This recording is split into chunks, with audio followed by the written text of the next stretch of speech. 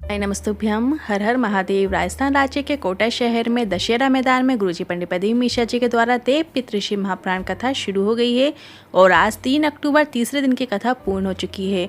ये 5 दिवसीय शिव महापुराण कथा है जो कि 1 अक्टूबर से 5 अक्टूबर तक दोपहर में 2 बजे से 5 बजे तक आस्था चैनल यूट्यूब के माध्यम से देखी जा सकती है। आज की कथा बहुत ही अधिक रोचक जानकारियों से भरपूर थी, जिसमें गुरुजी ने श्राद्ध, अष्टमी, एकादशी, प्रदोष और शिवरात्रि का एक सरल उपाय बताया है जिसे आपको अपने घर से ही करना है। आज 3 अक्टूबर की कथा में गुरुजी ने 14 उपाय, पत्र, उपयोगी जानकारियां दी हैं। सभी की जानकारी आपको इसी वीडियो के माध्यम से देंगे। किसी कारणवश यदि आपने आज की कथा नहीं सुनी है तो पूरी कथा का रास्ता तो आपको एक छोटे से वीडियो से प्राप्त हो जाएगा। बढ़ते हैं आज की कथा की पहली जानकारी की ओर। कलश सिसोदिया जी पत्र लेकर आई। 16 अक्टूबर 2011 को मेरी पुत्री जो कि 12.5 वर्ष की थी वो चली गई। जून माह में मेरा पुत्र जो 20 वर्ष का था वो भी चला गया। गुरुजी, दुख का पहाड़ टूट गया। उम्र भी ढल गई थी। संतान का सुख अब नहीं हो सकता था क्योंकि रजोधर्म भी आना बंद हो गया था। पर किसी ने कहा टीवी में सीहोर वाले महाराज कथा करते हैं, आसन लगाकर सुनो। मैंने संतान प्राप्ति की कामना करते हुए कथा सुनना शुरू किया। साथ ही मैंने सफ़ेद आंकड़े की जड़ वाला प्रयोग भी किया और बाबा की कृपा से मेरा गर्भ ठहर गया। पर सोनोग्राफी में डॉक्टर ने बच्चे को विकलांग बताया, धड़कन नहीं है और इसे गिरा दो। पर मेरी सास और हमने सोचा एक बार पशुपतिनाथ व्रत करते हैं, सीहोर जाकर रुद्राक्ष लेकर आते हैं। सीहोर जाकर बच्चा स्वस्थ हो ऐसी कामना करके आए और 4 से 5 डॉक्टर को दिखाया। सबने हटाने को ही कहा, पर बाबा पर विश्वास रखकर बच्चे को हमने गर्भ में रखा। 9 महीने बाद डॉक्टर ने कहा कि इतनी उम्र हो गई है, अब ऑपरेशन होगा, नॉर्मल नहीं हो सकता। मेरे पति ने 7 गुड़ की डली वाला उपाय किया, जिसमें शिव जी के ऊपर से 7 गुड़ की डली लेकर तुमरुक जी का नाम लेकर उतार कर लाते हैं। और जो गर्भवती महिला होती है जिसको डॉक्टर ऑपरेशन के बोल देते हैं, उसे नॉर्मल डिलीवरी के लिए उसे थोड़ी थोड़ी देर में खिलाई जाती है। जी का नाम लेते हुए मुझे मेरे पति ने वो गुड़ की डली खिलाई। मुझे ऑपरेशन की ज़रूरत नहीं पड़ी, मुझे नॉर्मल डिलीवरी हुई। जिस दिन मेरा लड़का 20 साल का जो कि शांत हो गया था, उसी दिन, उसी तिथि, उसी बार में बाबा ने मुझे लड़का प्रदान कर दिया है, जिसका नाम मैंने डमरू रखा है। बढ़ते हैं आज की कथा की दूसरी जानकारी की ओर।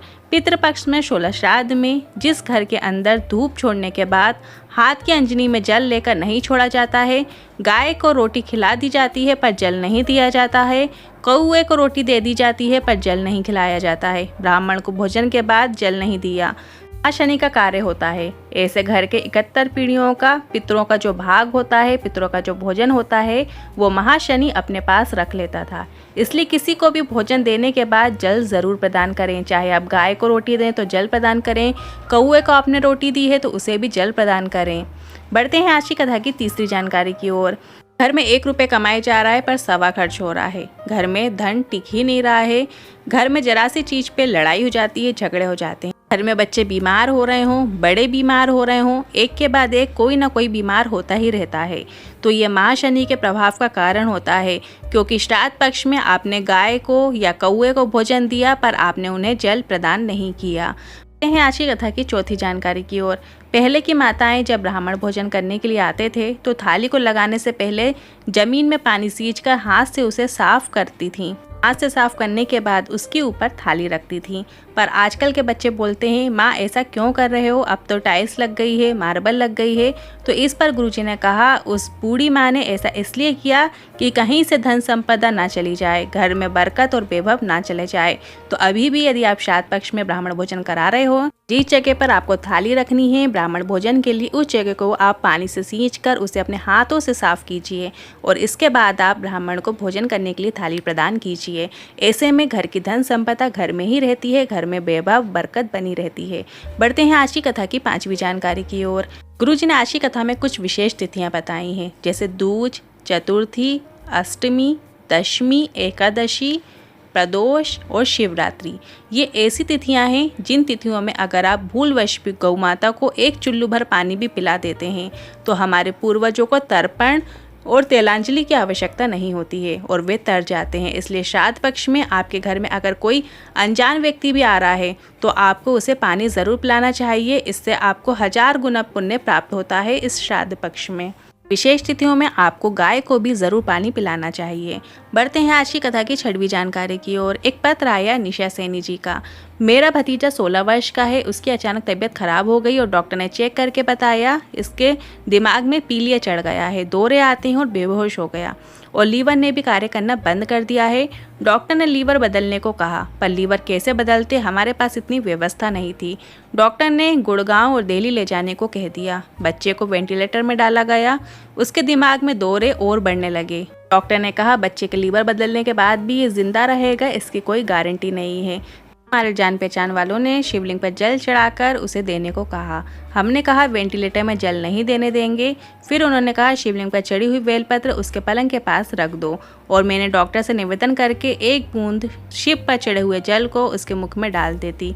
और 4 ही दिन हुए थे, डॉक्टर ने कहा बच्चे का लीवर कार्य करना शुरू कर दिया है और झटके आने भी बंद हो गए हैं। उसी का आभार व्यक्त करने कथा पंडाल में आई हूँ।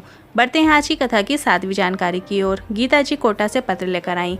मेरी छोटी बहन को मस्तिष्क की बीमारी हो गई, जिसके कारण नसों में पानी भर गया और श्रवण शक्ति और देखने की शक्ति भी कम होने लगी। ने शिवलिंग पर चढ़े हुए जल का महत्व बताया और सीहोर जाकर रुद्राक्ष लेकर आने को कहा। हम सीहोर गए, कामना करके आए और रुद्राक्ष लेकर आए। तबीयत खराब होते जा रही थी, पर रुद्राक्ष का जल और शिवलिंग पर चढ़े हुए जल का हम जब आंखों में लगा देते, कानों में लगाया, साथ ही हमने बेलपत्र का आचमन कराना शुरू किया। तब से मेरी बहन को दिखने भी लगा है और उसको सुनाई भी देने लगा है। उसी का आभार व्यक्त करने कथा पंडाल में आए हैं। बढ़ते हैं आज की कथा की 8वीं जानकारी की ओर। भंवर जी कोटा से पत्र लेकर आई। शादी 2005 में हुई थी। सालों निकलते गए, डॉक्टर को चेकअप कराया, टेस्ट ट्यूब बेबी कराया, पर संतान सुख नहीं हुआ। पर किसी ने टीवी में श्री महाप्राण कथा के बारे में बताया।